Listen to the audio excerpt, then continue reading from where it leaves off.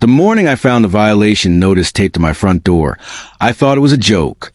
Bright yellow paper, bold red letters, official stamp. For a moment, I just stood there staring at it, coffee in hand, heart slowly sinking as the words started to make sense. HOA violation required installation of 4-foot vinyl fence along rear property line. I blinked, then I looked past my backyard. All I saw was trees, a sloping patch of earth, and a quiet wooded creek that had been there long before the neighborhood was ever built. No neighbors behind me, no shared fence line, no open access path, just nature. I had moved into this home 11 days earlier. 11 peaceful days. I had spent those mornings unpacking boxes, listening to birds, and imagining a calm life after years of apartment living in noise.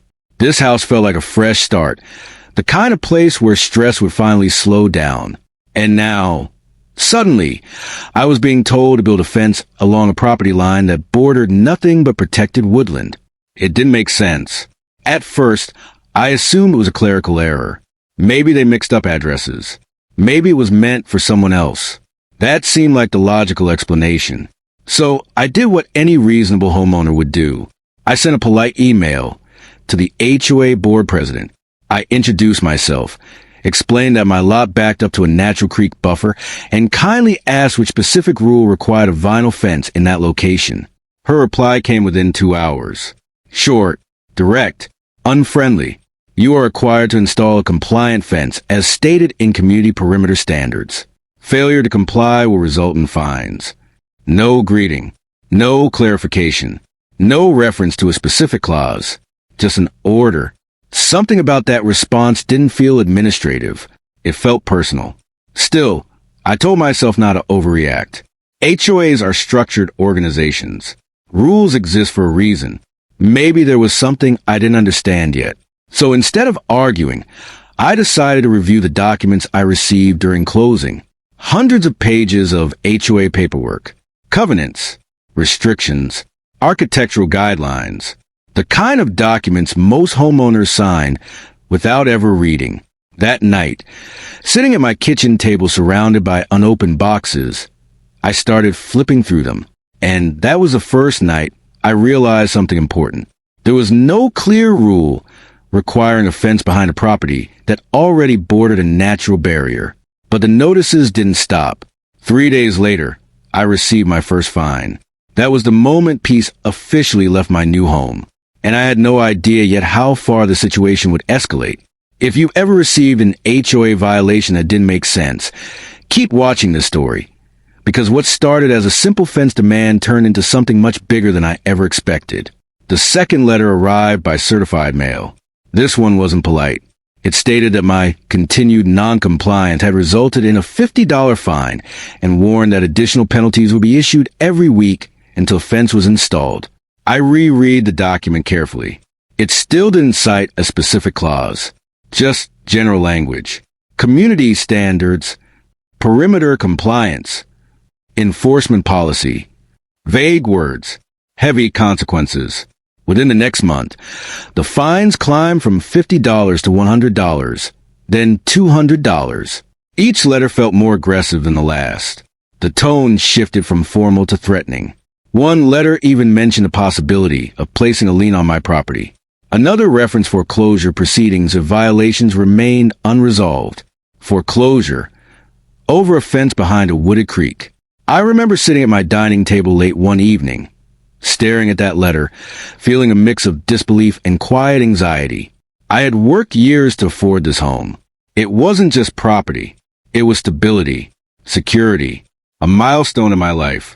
And now, 11 days after moving in, I was being pressured over something that didn't even make logical sense. I started talking to neighbors. Quiet conversations at mailboxes. Short exchanges during evening walks. At first, people were hesitant, careful with their words. But once they realized I wasn't looking for drama, just truth, stories began to surface. One neighbor admitted she had paid fines for a mailbox height violation she never fully understood. Another said he installed landscaping changes simply to avoid trouble. A retired couple down the street told me something that stayed with me. We stopped questioning notices years ago. It's easier to pay than to fight. That sentence hit harder than any letter, because it revealed the real pattern. Compliance through fear. Not clarity. Not fairness. Fear. That was the moment my mindset changed. I stopped seeing this as a minor inconvenience, and started seeing it as a situation that required patience, documentation, and strategy. Instead of responding emotionally, I began saving everything. Every email, every letter, every envelope with timestamps. I created a digital folder and a physical binder labeled HOA fence dispute. If they were documenting my violation, I would document their enforcement. Then I did something most homeowners never think to do. I pulled the official county property records. And that decision changed everything. County records are not exciting documents. They are technical, dense, full of maps, measurements, and legal language that most people skim once and never revisit again. But I wasn't skimming anymore. I ordered a professional land survey to confirm my exact rear boundary line. When the survey arrived, it clearly showed a 15-foot natural buffer zone behind my property, preserved woodland connected to a creek protection area. That meant something important. My backyard did not directly open into another residential lot. It opened into protected natural land. Next, I requested the original plat map from the county archives. The map, dated years before the neighborhood was developed, labeled the rear boundary area as a natural environmental buffer. That phrase caught my attention immediately. Natural buffer, not open land, not shared access, a buffer. Then came the most time-consuming part of my research, the CC&RS, all 127 pages of them. Most homeowners never read beyond the first few sections.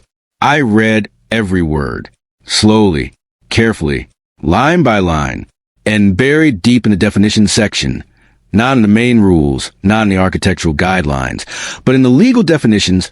I found a clause that changed the entire case.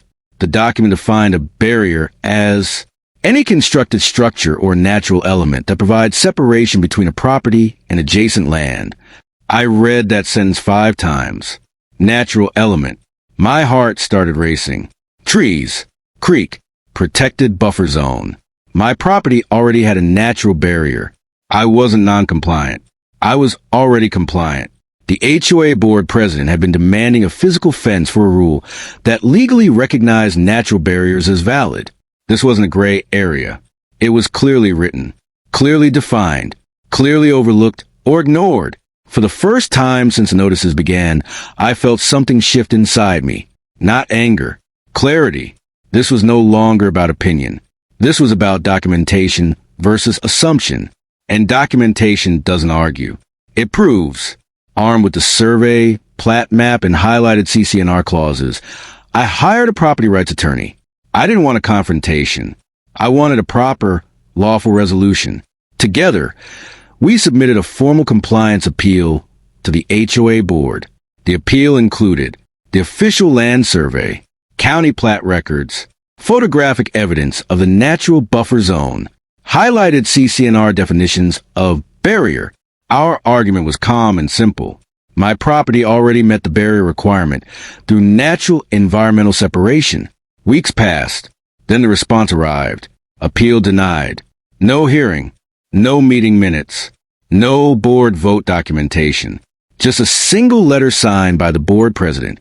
My attorney looked at the letter and sighed. That's a procedural problem, he said. HOA governing documents required appeals to be reviewed in an official board meeting with quorum. A unilateral denial violated their own process. That mistake became the turning point. We escalated the matter. First, we filed a formal regulatory complaint citing improper enforcement and failure to follow internal procedures. Second, we submitted a homeowner petition requesting transparency in violation enforcement. Third, we request a financial audit of all violation fines issued over the past 3 years. That last step changed everything, because once the audit process began, patterns started to appear. Dozens of fines issued without documented hearings. Appeals rejected without recorded votes. Selective enforcement concentrated on edge properties. Homes bordering natural areas where rules were easier to misinterpret. What began as my fence dispute slowly revealed a larger issue. This wasn't just strict enforcement. It was unchecked authority. And the more documents surfaced, the more neighbors found the courage to speak up. Quietly at first, then openly, then collectively. And for the first time, the HOA board realized the situation was no longer about one homeowner. It was about accountability. The final hearing took place in the community hall on a quiet Thursday evening. I expected a small meeting. Instead, the room was full. Homeowners I had never met before showed up. Some sat silently. Some carried folders. Some just wanted to listen. My attorney presented the evidence calmly, step by step. The CCNR definition of barriers, the official survey, the original plat map, the procedural violation in denying my appeal. No emotional arguments, just facts. Then something unexpected happened. A neighbor stood up. Her voice trembled as she explained she had paid thousands in fines over landscaping violations she never fully understood. Another homeowner admitted he installed an unnecessary fence years ago simply because he was afraid of escalating notices. One by one, stories surfaced. Not angry stories, honest ones. The room grew quiet, then reflective, then unified. Within weeks, the HOA's legal counsel completed their independent review. The official decision was issued in writing. My property was fully compliant due to the existing natural buffer zone. All fines against me were voided. The lien warning was withdrawn. Enforcement policies were revised to clearly recognize natural barriers. Shortly after the audit findings were finalized, the board president resigned. And the fence? I never built it. Not a single wall. Not a single vinyl panel. Not a single unnecessary structure. Because the real fence was never physical. It was legal. It was the invisible boundary of my property rights. And once I understood it, intimidation lost its power. Today, when I stand in my backyard and listen to the creek flowing behind the trees, I don't just feel peace. I feel perspective. This experience taught me that rules are not weapons, unless people misuse them. Documentation is not confrontation. It is protection. And unity is not loud. Sometimes it begins with one person quietly refusing to be bullied. If you're facing unfair HOA fines, threats, or intimidation, remember this. Do not panic. Do not assume they are always right. And never ignore the fine print of the documents that govern your home. Knowledge is stronger than pressure. Patience is stronger than fear. And truth, when supported by evidence, is stronger than any intimidation letter. Because sometimes the strongest defense isn't a wall you build. It's the line you refuse to let anyone cross. If this story resonated with you, subscribe to HOA Tales Times for more real homeowner stories about rights, resilience, and standing your ground. Because one informed homeowner can inspire an entire community to find its voice.